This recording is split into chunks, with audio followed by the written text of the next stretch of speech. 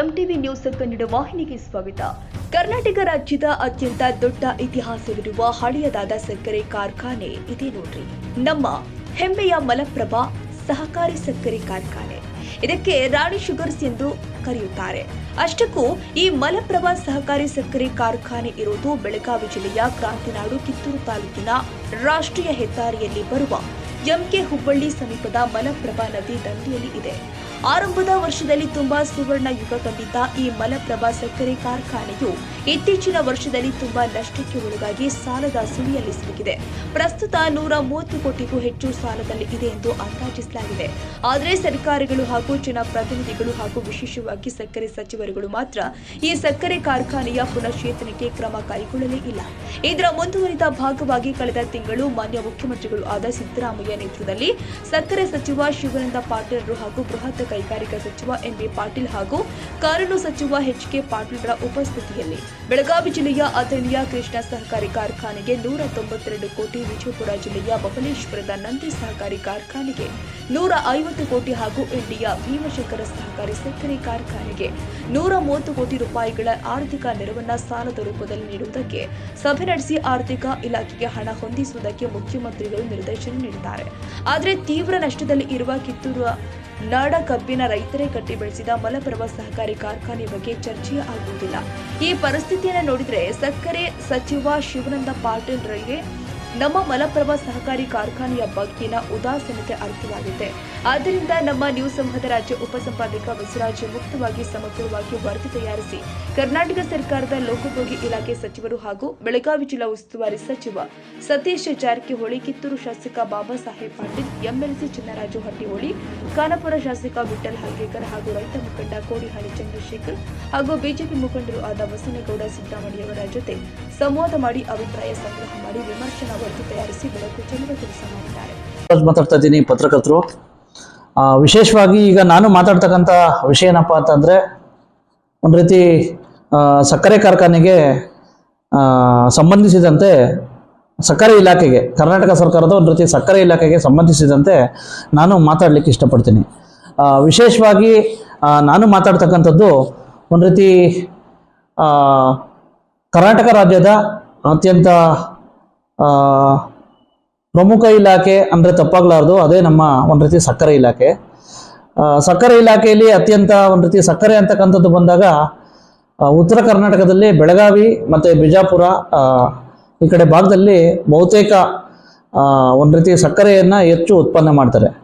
ಮತ್ತು ಆ ಕಡೆ ದಕ್ಷಿಣ ಕರ್ನಾಟಕದಲ್ಲಿ ಮಂಡ್ಯ, ಮೈಸೂರಲ್ಲಿ ಜಾಸ್ತಿ ಉತ್ಪಾದನೆ ಮಾಡ್ತಾರೆ.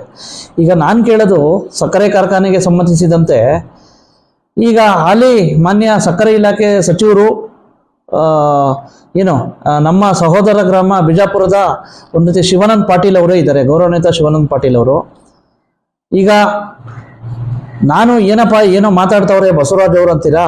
ಈಗ ನಾನು ಹೇಳೋದು ಇಷ್ಟೇ, ವಿಶೇಷವಾಗಿ ಮೇ 4ನೇ ತಾರೀಕು ಮೇ ಒಂದು ಮೊದಲನೇ ವೀಕಲ್ಲಿ ಒಂದು ಮೀಟಿಂಗ್ ಆಗುತ್ತೆ, ಬೆಂಗಳೂರಿನಲ್ಲಿ ಒಂದು ಮೀಟಿಂಗ್ ಆಗುತ್ತೆ.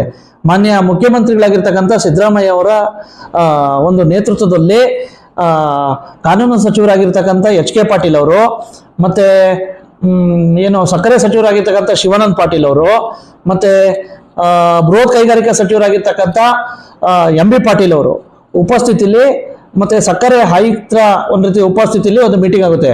ಅದೇನಪ್ಪ ಅಂತೀರಾ, ವಿಶೇಷವಾಗಿ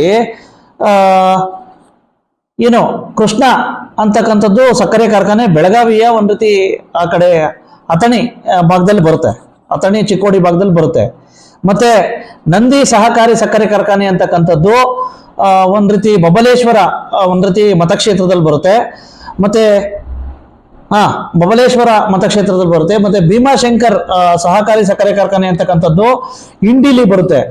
ಈಗ ಸರ್ಕಾರ ಏನಪ್ಪಾ ಮಾಡಿದೆ ಅಂದ್ರೆ, ವಿಶೇಷವಾಗಿ ಈ ಒಂದು ಕೃಷ್ಣ ಮತ್ತೆ ನಂದಿ ಮತ್ತೆ ಭೀಮಾ ಈ 3 ಸಹಕಾರಿ ಸಕ್ಕರೆ ಕಾರ್ಖಾನೆಗಳಿಗೆ, ಒಂದು ಕೃಷ್ಣ ಸಹಕಾರಿ ಸಕ್ಕರೆ ಕಾರ್ಖಾನೆಗೆ 190 ಕೋಟಿ ಒಂದು ರೀತಿ ಸಾಲದ ರೂಪದಲ್ಲಿ ಹಣ ಕೊಡ್ಲಿಕ್ಕೆ ಈಗ ಆಲ್ರೆಡಿ ಮೀಟಿಂಗ್ ಮಾಡಿದೆ. ಮತ್ತೆ ನಂದಿ ಸಹಕಾರಿ ಸಕ್ಕರೆ ಕಾರ್ಖಾನೆ, ಬಬಲೇಶ್ವರದ ನಂದಿ ಸಹಕಾರಿ ಸಕ್ಕರೆ ಕಾರ್ಖಾನೆಗೆ 150 ಕೋಟಿ ಸಾಲವನ್ನ ಕೊಡ್ಲಿಕ್ಕೆ ಸರ್ಕಾರ ತೀರ್ಮಾನ ಮಾಡಿದೆ. ಮತ್ತೆ 130 ಕೋಟಿ ಬಬಲೇಶ್ವರ 130 ಕೋಟಿ ಒಂದ್ ರೀತಿ ಭೀಮಾಶಂಕರ್ ಸಹಕಾರಿ ಸಕ್ಕರೆ ಕಾರ್ಖಾನೆ ಹಿಂಡಿ ವ್ಯಾಪ್ತಿಯಲ್ಲಿ ಬರ್ತಕ್ಕಂಥ ಬಿಜಾಪುರದ ಹಿಂಡಿ ವ್ಯಾಪ್ತಿಯಲ್ಲಿ ಬರ್ತಕ್ಕಂಥ ಒಂದ್ ರೀತಿ ಸಹಕಾರಿ ಸಕ್ಕರೆ ಕಾರ್ಖಾನೆಗೆ 130 ಕೋಟಿ ಕೊಡ್ಲಿಕ್ಕೆ ಇಷ್ಟಪಡ್ತಾ ಇದೆ. ವಿಶೇಷವಾಗಿ ಈಗ ನಾನು ಕೇಳೋದೇನಪ್ಪಾ ಅಂತಂದ್ರೆ ಏನು ಕರ್ನಾಟಕ ಸರ್ಕಾರದಲ್ಲಿ ಅತ್ಯಂತ ಒಂದ್ ರೀತಿ ಹಳೆಯ ಒಂದ್ ರೀತಿ ಸಹಕಾರಿ ಸಕ್ಕರೆ ಕಾರ್ಖಾನೆ ಒಂದ್ ರೀತಿ ನಮ್ಮ ಕಿತ್ತೂರು ಕರ್ನಾಟಕ ಅಂತ ಬಂದಾಗ ಅತಿ ದೊಡ್ಡ ಒಂದ್ ರೀತಿ ಸಹಕಾರಿ ಸಕ್ಕರೆ ಕಾರ್ಖಾನೆ ಅಂದ್ರೆ ಇದೇ ನಮ್ಮ ಹೆಮ್ಮೆಯ ಮಲಪ್ರಭಾ ಸಹಕಾರಿ ಸಕ್ಕರೆ ಕಾರ್ಖಾನೆ. ಇದಕ್ಕೆ ಒಂದ್ ರೀತಿ ರಾಣಿ ಸಹಕಾರಿ ಸಕ್ಕರೆ ಕಾರ್ಖಾನೆ ಅಂತ ಸಹ ಕರೀತಾರೆ. ಆದರೆ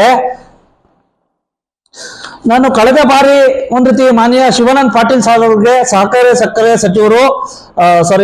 ಸಚಿವರು ಅವ್ರಿಗೆ ನಾನು ಮನವಿನೂ ಸಲ್ಲಿಸಿದ್ದೆ, ಮತ್ತೆ ಒಂದು ಸ್ಟೋರಿನೂ ಮಾಡಿದ್ದೆ. ನಮ್ಮ ಮಲಪ್ರಭಾ ಸಕ್ಕರೆ ಕಾರ್ಖಾನೆ ಸಾಕಷ್ಟು ಸಾಲದ ಸುಳಿಯಲ್ಲಿದೆ, ಮತ್ತೆ ಸಾಲದಿಂದ ಸಾಕಷ್ಟು ತೊಳಲಾಡ್ತಾ ಇದೆ.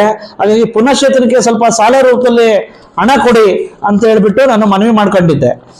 ಆ ನಂತರ ಅವರು ಆಯ್ತು ನೋಡೋಣ ಅಂತ ಹೇಳ್ಬಿಟ್ಟು ಬರೀ ನಮ್ಮಲ್ಲಿರ್ತಕ್ಕಂಥ ಸಹಕಾರಿ ಸಕ್ಕರೆ ಕಾರ್ಖಾನೆಯ ಒಂದ್ ರೀತಿ ಕೆಲ ಸಮಸ್ಯೆಗಳನ್ನು ಹೇಳಿದ್ರೆ ಪರಂತು ಕೊಡ್ತೀನಿ ಅಂತಕ್ಕಂಥ ಒಂದು ಮಾತು ಬಳಿಲ್ಲ. ಬಹುಶಃ ಅವತ್ತೇ ಅನ್ಕೊಂಡೆ ನಾನು, ಏನೋ ತಾರತಮ್ಯ ಆಗ್ತಾ ಇದೆ ನಮ್ಮ ಮಲಪ್ರಭಾ ಸಕ್ಕರೆ ಕಾರ್ಖಾನೆಗೆ ಅಂತ.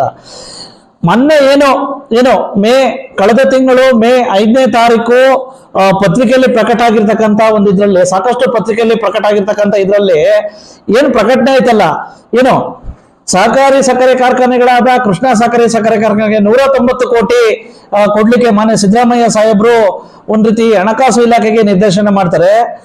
ಅಲ್ಲಿರ್ತಕ್ಕಂಥ ಹಣಕಾಸು ಆರ್ಥಿಕ ಸ್ಥಿತಿಗಳಿಗೆ ಹೊಂದಿಸುವಂತೆ, ಮತ್ತೆ ನಂದಿ ಸಹಕಾರಿ ಸಕ್ಕರೆ ಕಾರ್ಖಾನೆ ಬಬಲೇಶ್ವರ ಅಲ್ಲಿಗೆ 150 ಕೋಟಿ ಇದ್ ಮಾಡುವಂತ ಮಾಡ್ತಾರೆ. ಮತ್ತೆ ಭೀಮಾಶಂಕರ್ ಸಹಕಾರಿ ಸಕ್ಕರೆ ಕಾರ್ಖಾನೆ ಕೋಟಿ ಸಾಲದ ರೂಪದಲ್ಲಿ ಕೊಡಿ ಅಂತ ಹೇಳ್ಬಿಟ್ಟು ಸಿದ್ದರಾಮಯ್ಯ ಸಾಹೇಬ್ರು ಹಣಕಾಸು ಇಲಾಖೆಗೆ ಹೇಳ್ತಾರೆ. ಈ ರೀತಿ ಆಗ್ಬಿಟ್ರೆ ಯಾವ ರೀತಿ ತಾರತಮ್ಯ? ಮಾನ್ಯ ಸಕ್ಕರೆ ಸಚಿವರು ಶಿವಾನಂದ ಪಾಟೀಲ್ ಅವರೇ, ನೀವು ಕೇವಲ ಒಂದ್ ರೀತಿ ಈ 3 ಸಹಕಾರಿ ಸಕ್ಕರೆ ಕಾರ್ಖಾನೆಗೆ ಮಾತ್ರ ಸಚಿವರು, ಅಥವಾ ಈ ಕಡೆ ಭಾಗದಲ್ಲಿ ಹಲವಾರು ನಷ್ಟದಲ್ಲಿದ್ದಾರೆ, ಅರ್ಥ ಆಯ್ತಾ? ಸಹಕಾರಿ ಸಕ್ಕರೆ ಕಾರ್ಖಾನೆಗಳು ವಿಶೇಷವಾಗಿ ಪ್ರಮುಖವಾಗಿರ್ತಕ್ಕಂಥದ್ದು ನಮ್ಮ ಹೆಮ್ಮೆಯ ಮಲಪ್ರಭಾ ಸಕ್ಕರೆ ಕಾರ್ಖಾನೆ. ಆದ್ರೆ ನಿಮ್ಗೆ ಎಲ್ಲಾ ಗೊತ್ತಿದೆ ಮಲಪ್ರಭಾ ಸಕ್ಕರೆ ಕಾರ್ಖಾನೆ ಪ್ರಸ್ತುತ ಪರಿಸ್ಥಿತಿ. ಸಾಕಷ್ಟು ರೈತಾಪಿ ವರ್ಗದ ಜನತೆ ಬದುಕ್ತಾ ಇದೆ, ಮತ್ತೆ ಕಾರ್ಮಿಕರು ಬದುಕ್ತಾವ್ರೆ. ಆದರೆ ನೀವು ಏಕಾಏಕಿ ಬರೀ ಈ 3 ಸಕ್ಕರೆ ಕಾರ್ಖಾನೆಗಳಿಗೆ ಮಾತ್ರ ಬೇಕಾ? ಅಷ್ಟರಲ್ಲಿ ಜಾಸ್ತಿ ನಿಮ್ಮಲ್ಲಿ ನಂದಿ ಮತ್ತೆ ಭೀಮಾ ಶಂಕರ್ ಸಕ್ಕರೆ ನಿಮ್ಮ ಜಿಲ್ಲೆಗೆ ಮಾತ್ರ ಸೀಮಿತ ಆಗ್ಬೇಕಾ ಅಂತಕ್ಕಂಥದ್ದು ನನ್ನ ಪ್ರಶ್ನೆ. ಹಾಗಾಗಿ ನಾನ್ ಕೇಳೋದು, ನೋಡಿ ಅಲ್ಲಿ ದಕ್ಷಿಣ ಕರ್ನಾಟಕದಲ್ಲಿ ಏನ್ ಮಾಡಿದ್ರೆ ಅತ್ಯಂತ ಸಾಲದ ನಷ್ಟದಲ್ಲಿರ್ತಕ್ಕಂಥ ಮೈ ಶುಗರ್ ಸಕ್ಕರೆ ಕಾರ್ಖಾನೆನ ನಿಮ್ಮ ಸರ್ಕಾರಿ ಸುಪರ್ದಿಗೆ ತಗೊಂಡು ಅಭಿವೃದ್ಧಿ ಪಡಿಸಿದ್ರಿ, ಓಕೆ, ಕಾರ್ಮಿಕರ ರಕ್ಷಣೆ ಮಾಡಿದ್ರಿ, ಅದಕ್ಕೆ ಸಂತೋಷ. ಆದರೆ ಈಗ ನಾನ್ ಕೇಳೋದು, ನೀವು ಯಾಕೆ ಈ ರೀತಿ ತಾರತಮ್ಯ ಮಾನ್ಯ ಸಹಕಾರಿ ಸಕ್ಕರೆ ಸಚಿವರೇ, ಮಾನ್ಯ ಶಿವಾನಂದ ಪಾಟೀಲ್ ಅವರೇ, ಮತ್ತೆ ಎಂ ಬಿ ಪಾಟೀಲ್ ಅವರು ವಿಶೇಷವಾಗಿ ಕೈಗಾರಿಕೆ ಸಚಿವರು, ಯಾಕೆ ಈ ರೀತಿ ತಾರತಮ್ಯ?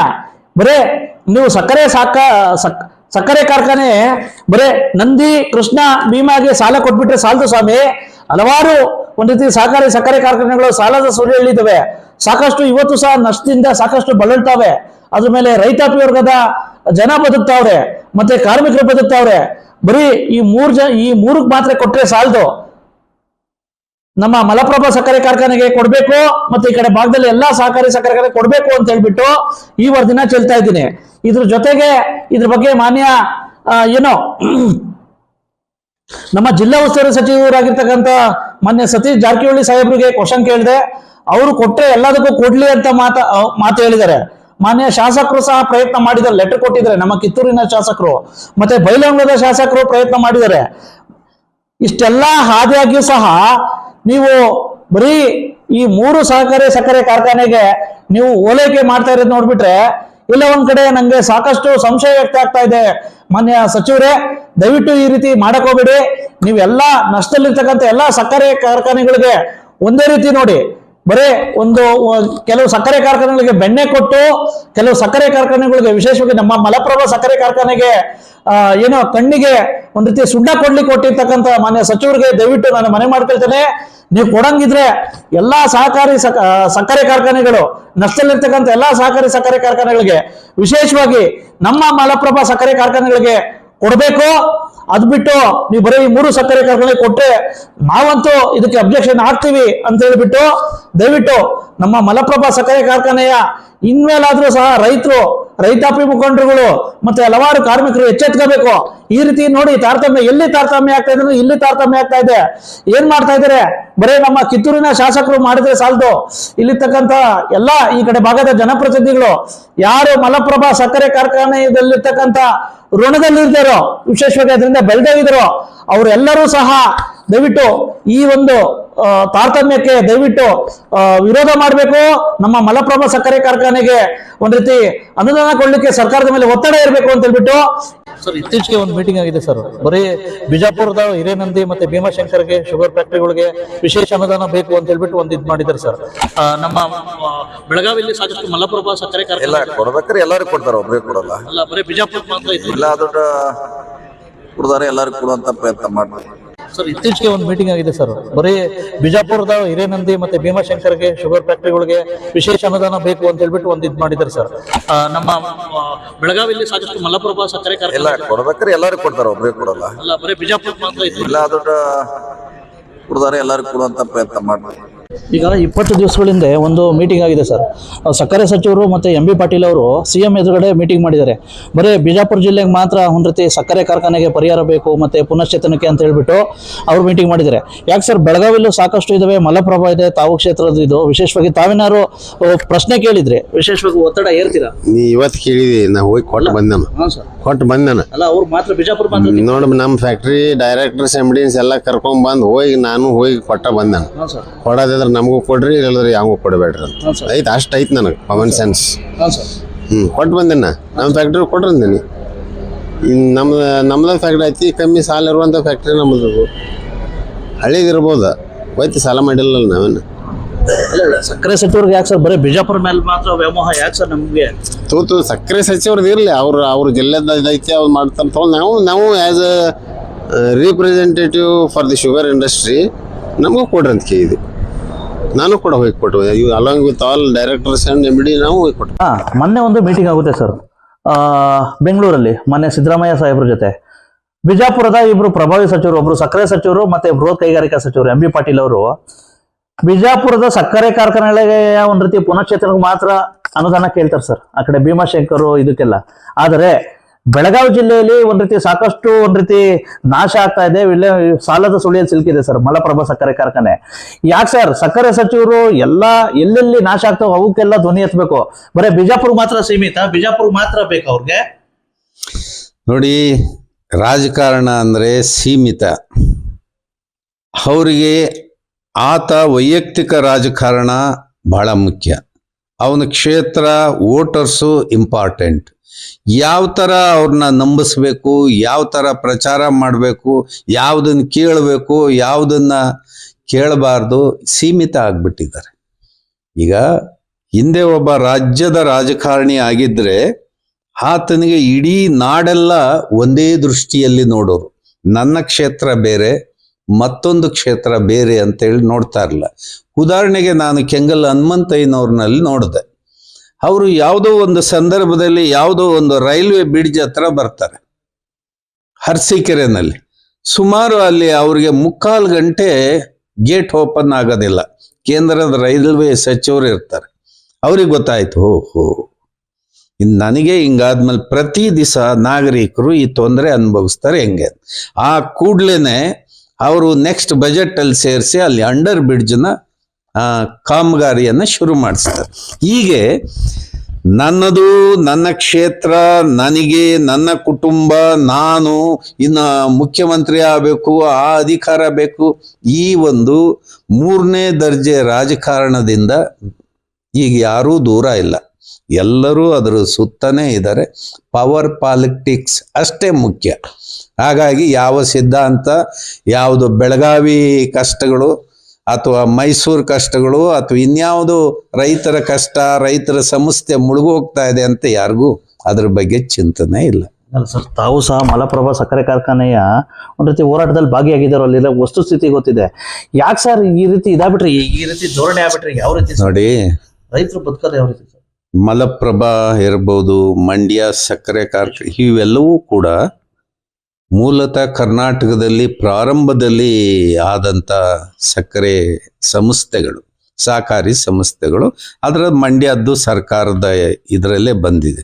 ಇವೆಲ್ಲ ಸಹಕಾರಿ ಸಂಸ್ಥೆಗಳು ಗಟ್ಟಿಯಾಗಿ ಯಾಕಿರ್ಬೇಕಂದ್ರೆ ಆ ಸಹಕಾರಿ ತತ್ವ ಮತ್ತು ಸಹಕಾರಿ ಕ್ಷೇತ್ರ ಗಟ್ಟಿಯಾಗಿದೆ ಅಂದರೆ ಅದು ಡೆಮೊಕ್ರೆಟಿಕ್ ಆಗಿ ಗಟ್ಟಿಯಾಗಿ ಬೆಳೀತಾ ಇದೆ ಅಂತ, ನಮ್ಮ ಪ್ರಜಾಪ್ರಭುತ್ವವನ್ನು ಸದೃಢವಾಗಿ ಕಟ್ತಾ ಇದ್ದೀವಿ ಅಂತ ಹೇಳಿ. ಇವ್ರಿಗೆ ಯಾತಕ್ಕೆ ಬೇಕು ಪ್ರಜಾಪ್ರಭುತ್ವ? ಸಹಕಾರಿ ಸಂಸ್ಥೆಗಳು ಯಾತಕ್ಕೆ ಬೇಕು? ಅವರವರು ಒಂದೊಂದು ಸಕ್ಕರೆ ಕಾರ್ಖಾನೆಗಳನ್ನು ಶುರು ಮಾಡೋದಕ್ಕೆ ಏನು ವಿಶೇಷವಾಗಿ ರೈತ ಪರ ಇರ್ತಕ್ಕಂಥವ್ರು, ಚಂದ್ರಜಟ್ಟಿಹೊಳಿ ಅಂತಕ್ಕಂಥ ಒಂದ್ ರೀತಿ ಒಳ್ಳೆ ರೈತ ಪರ ಇರ್ತಕ್ಕಂಥವ್ರು ಜವಾಬ್ದಾರಿ ಹೊರಬೇಕು ಮಲಪ್ರಭಾ ಸಹಕಾರಿ ಸಕ್ಕರೆ ಕಾರ್ಖಾನೆ ಅಂತ ಹೇಳ್ಬಿಟ್ಟು ಒಂದು ಅಪೇಕ್ಷೆ ಇದೆ ಸರ್. ನೋಡಿ, ಮಲಪ್ರಭಾ ಸಕ್ಕರೆ ಕಾರ್ಖಾನೆ ಬಗ್ಗೆ ಹೇಳ್ಬೇಕಂತಂದ್ರೆ ಈ ಭಾಗದ ರೈತರ ಒಂದು ಜೀವನಾಡಿ ಅದು. ನಾನು ಸುಮಾರು 2000 ಇಸ್ವಿಯಿಂದ ಅದನ್ನ ಅತ್ಯಂತ ಹತ್ತಿರದಿಂದ ನೋಡ್ತಾ ಬಂದಿದ್ದೀನಿ. ನಮ್ಮ ದೊಡ್ಡಪ್ಪನೇ ಆ ಕಾರ್ಖಾನೆಯ ಸಂಸ್ಥಾಪಕ ಅಧ್ಯಕ್ಷರು ಕೂಡ ಆಗಿದ್ರು. ಸುಮಾರು ವರ್ಷದಿಂದ ಅತ್ಯಂತ ಹತ್ತಿರದಿಂದ ನೋಡ್ತಾ ಬಂದೀನಿ. ಈಗೀಗ ಒಂಚೂರು ಈ ಪ್ರೈವೇಟ್ ಶುಗರ್ ಫ್ಯಾಕ್ಟ್ರಿಗಳು ಎಲ್ಲ ಬರೋದ್ರಿಂದ ಅದು ಆಧುನಿಕ ರೀತಿಯಲ್ಲಿ ಕಾಂಪಿಟೇಷನ್ ಮಾಡ್ಲಿಕ್ಕೆ ಆಗ್ತಾ ಇಲ್ಲ. ಒಂಚೂರು ಆಡಳಿತ ಕೂಡ ಸರಿ ಇಲ್ಲ, ಅಲ್ಲಿ ವ್ಯವಸ್ಥೆ ಕೂಡ ಸರಿ ಇಲ್ಲ.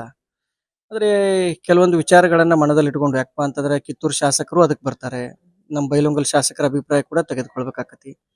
ಇನ್ನುಳಿದಂತೆ ನಮ್ಮ ಖಾನಾಪುರ ಶಾಸಕರ ಅಭಿಪ್ರಾಯ ಕೂಡ ತೆಗೆದುಕೊಳ್ಬೇಕಾಗತ್ತೆ.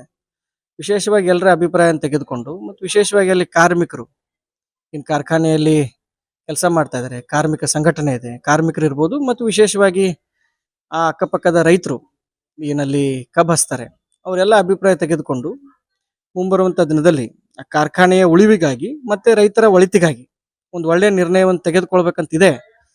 ಇನ್ನುಳಿದಂತೆ ಲಕ್ಷ್ಮೀ ಹೆಬ್ಬಾಳ್ಕರ್ ಇರ್ಬೋದು, ಮತ್ತೆ ಇನ್ನುಳಿದಂತ ಜಿಲ್ಲಾ ನಾಯಕರು ಯಾವ ರೀತಿ ಮಾರ್ಗದರ್ಶನ ನೀಡ್ತಾರೆ ಕಾದು ನೋಡೋಣ.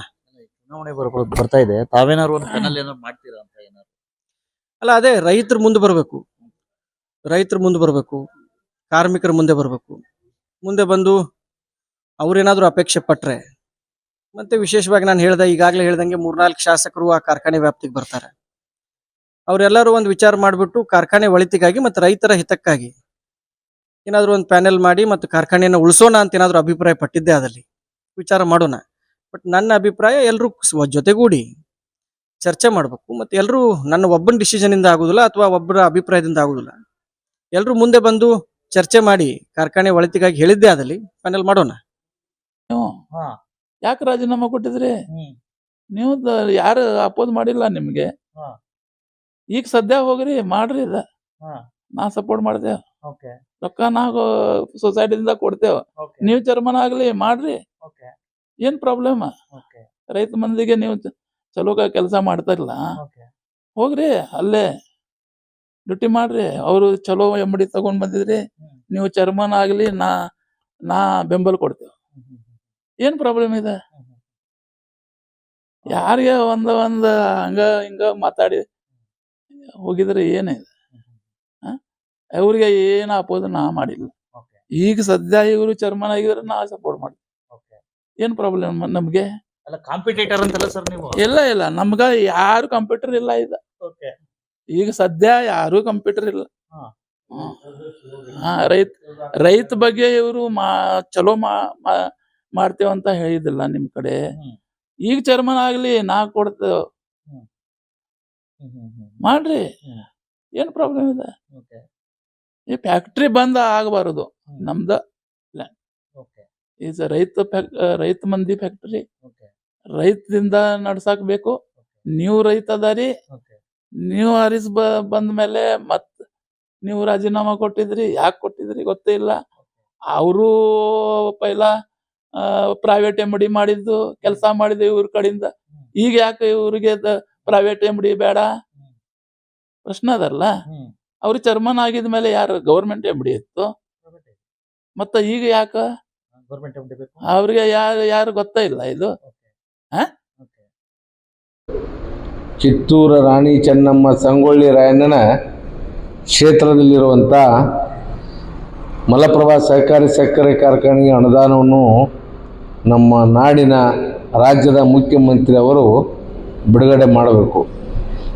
ಅವರಿಗೆ ನಾನು ಈ ಮಾಧ್ಯಮದ ಮುಖಾಂತರ ನಾನು ಒತ್ತಾಯ ಮಾಡುತ್ತೇನೆ. ಅದೇ ರೀತಿ ನಮ್ಮಲ್ಲಿ ಈಗಾಗಲೇ ಅವರು ಕೃಷ್ಣಾ ಸಕ್ಕರೆ ಕಾರ್ಖಾನೆಗೆ ನಾವು ತಿಳಿದುಕೊಂಡಂಥ ಮಾಹಿತಿ ಬಂದಿರತಕ್ಕಂಥದ್ದು, ಸರ್ಕಾರದಲ್ಲಿ ಆರ್ಥಿಕ ಪರಿಸ್ಥಿತಿ ಇಲಾಖೆ ಹೋಗಿದ್ದು 192 ಕೋಟಿ ರೂಪಾಯಿಯನ್ನು ಈಗಾಗಲೇ ಅಥಣಿ ಕೃಷ್ಣಾ ಸಹಕಾರಿ ಸಕ್ಕರೆ ಕಾರ್ಖಾನೆಗೆ ಬಿಡುಗಡೆ ಮಾಡಲಿಕ್ಕೆ ಆರ್ಥಿಕ ಇಲಾಖೆಯು ಕೂಡ ತಯಾರಿಯಾಗಿ ಹೋಗಿದೆ. ತದನಂತರ ಭೀಮಾ ಸಕ್ಕರೆ ನಂದಿ ಸಕ್ಕರೆ ಕಾರ್ಖಾನೆ ಬಬಲೇಶ್ವರ, ಇಲ್ಲೂ ಕೂಡ 150 ಕೋಟಿ ರೂಪಾಯಿಯನ್ನು ಕೊಡಲಿಕ್ಕೆ, ಅದಕ್ಕೂ ಕೂಡ ಸುಮಾರು 130ರಿಂದ 150 ಆರ್ಥಿಕ ಇಲಾಖೆಗೆ ಇವತ್ತು ಕೂಡ ಅದು ಫೈಲ್ ಹೋಗಿದೆ. ಅದೇ ರೀತಿ ಭೀಮಾ ಸಕ್ಕರೆ ಕಾರ್ಖಾನೆ ಇಂಡಿ 130 ಕೋಟಿ ರೂಪಾಯಿಯನ್ನು ಕೊಡಲಿಕ್ಕೆ ಬೆಂಗಳೂರಿನಲ್ಲಿ ಆರ್ಥಿಕ ಇಲಾಖೆಗೆ ಇವು ಕೂಡ 3 ಫೈಲ್ ಹೋಗಿದೆ. ದಯವಿಟ್ಟು ನನ್ನ ವಿನಂತಿ ಅದ, ಈಗಾಗಲೇ ಸಂಕೇಶ್ವರ ಕೂಡ ಸಾಕಷ್ಟು ಹಾಳಾಗಿದೆ. ಅಲ್ಲೂ ಕೂಡ ಉಮೇಶ್ ತೆತ್ತಿ ಅವರ ಸಚಿವರಿದ್ದಾಗ ಸರ್ಕಾರದಿಂದ 20 ಕೋಟಿ ರೂಪಾಯಿ ಹಣವನ್ನು ಹಿಂದೆ ಬಿಡುಗಡೆ ಮಾಡಿದ್ದು ನನಗೂ ಗೊತ್ತಿದೆ. ಈಗ ಮಲಪ್ರಭಾ ಸಹಕಾರಿ ಸಕ್ಕರೆ ಕಾರ್ಖಾನೆಯ ಒಂದು ರೈತರ ಕಣ್ಣೀರು ಒರೆಸಲಿಕ್ಕೆ ಯಾರು ತಯಾರಾಗಿದ್ದರೆ ನಮ್ಮ ಜಿಲ್ಲಾ ಉಸ್ತುವಾರಿ ಸಚಿವರು, ಶಾಸಕರು, ಇಲ್ಲಿ ನಾಡಿನ ಜನತೆ, ರೈತ ಬಾಂಧವರು ಎಲ್ಲರೂ ಕೂಡಿ ನಮ್ಮ ಸಕ್ಕರೆ ಕಾರ್ಖಾನೆಗೆ ಸುಮಾರು ಒಂದು 200-250 ಕೋಟಿ ರೂಪಾಯಿಯ ಹಣವನ್ನು ಕೊಟ್ಟಾಗ ಮಾತ್ರ, ಇವರು ಸಾಲದ ರೂಪದಲ್ಲಿ ಕೂಡ ಕೊಟ್ಟರು ಪರವಾಗಿಲ್ಲ, ಬಡ್ಡಿಲ್ದ ಅದನ್ನು ತುಂಬಿಸ್ಕೊಳ್ಳಿಕ್ಕೆ 30 ವರ್ಷ ಹಣವನ್ನು ಕೊಡ್ತಾರೆ. ಆ ಥರ ಏನಾದರೂ ಇವರು ಇನ್ಸ್ಟಾಲ್ಮೆಂಟ್ ಮಾಡಿ ಕೊಟ್ಟಿದ್ದಾದ್ರೆ ಈ ಕಾರ್ಖಾನೆ ಸುಧಾರಣೆ ಮಟ್ಟಕ್ಕೆ ಬರಲಿಕ್ಕೆ ಸಾಧ್ಯತೆ ಇದೆ. ಯಾಕಂದರೆ ಇವತ್ತು ಬಿಜಾಪುರ ಜಿಲ್ಲೆಗೆ ಕೊಡ್ತಾರ, ಮತ್ತೊಂದು ಜಿಲ್ಲೆಗೆ ಕೊಡ್ತಾರ, ಬಬಲೇಶ್ವರ ಕೊಡ್ತಾರ. ಇವನ್ನೆಲ್ಲ ನೋಡಿದಾಗ ಬೆಳಗಾವಿ ಜಿಲ್ಲೆ ಒಂದು ಎಡಗನ್ನಾಗಿದೆ, ಬಲಗನ್ನ ಆಗ್ತಾ ಇಲ್ಲ ಯಾವಾಗೂ. ಇದು 2ನೇ ರಾಜಧಾನಿ ಎಲ್ಲಾರ ಇದ್ರ ಉತ್ತರ ಕರ್ನಾಟಕ ಅಂತನ್ನೋ ಬದಲಿ ಕಿತ್ತೂರು ಕರ್ನಾಟಕ, ಕಿತ್ತೂರು ಚೆನ್ನಮ್ಮನ ಕರ್ನಾಟಕವಾಗಿ ಹೊರಹೊಮ್ಮಿದ್ದು ಈಗಾಗಲೇ ಗೊತ್ತಾಗಿದೆ. ಅದಕ್ಕೆ ಈಗಾಗಲೇ ನಾ ಎಲ್ಲ ಸಚಿವರಿಗೆ, ಶಾಸಕರಿಗೆ ಎಲ್ಲರಿಗೂ ನಾ ಮನವಿ ಮಾಡ್ಕೊಳ್ತೇನೆ, ದಯವಿಟ್ಟು ನಮ್ಮ ಮಲಪ್ರಭಾ ಸಹಕಾರಿ ಸಕ್ಕರೆ ಕಾರ್ಖಾನೆ ಮೇಲೆ ತಮ್ಮೆಲ್ಲರ ಒಂದು ಕಣ್ಣು ಬಲಗನ್ನಿರಲಿ. ಇದರ ಸುಧಾರಣೆ ಮಟ್ಟಕ್ಕೆ ತರುವಂಥ ವ್ಯವಸ್ಥೆ ಆಗಬೇಕು. ಬೆಳವಡಿ ಸುವರ್ಸದ ಅಲ್ಲೂ ಕೂಡ ಇನ್ನಾದರೂ ಮಲಪ್ರಭಾ ಸಹಕಾರಿ ಕಾರ್ಖಾನೆಯ ಪುನಶ್ಚೇತನಕ್ಕೆ ಸಾಲ ದೊರೆತರಲ್ಲಿ ಸರ್ಕಾರದಿಂದ ಆರ್ಥಿಕ ನೆರವು ಸಿಗುತ್ತಾ ಕಾದಿರಬೇಕಾಗಿದೆ. ತಾಜಾ ಸುದ್ದಿಗಾಗಿ ಎಂಟಿವಿ ನ್ಯೂಸ್ 24x7ಗೆ ಸಬ್ಸ್ಕ್ರೈಬ್ ಮಾಡಿ ಮತ್ತು ಬೆಲ್ ಐಕಾನ್ ಅನ್ನು ಒತ್ತಿ. ತಪ್ಪದೇ ಲಿಂಕ್ ಶೇರ್ ಮಾಡಿ.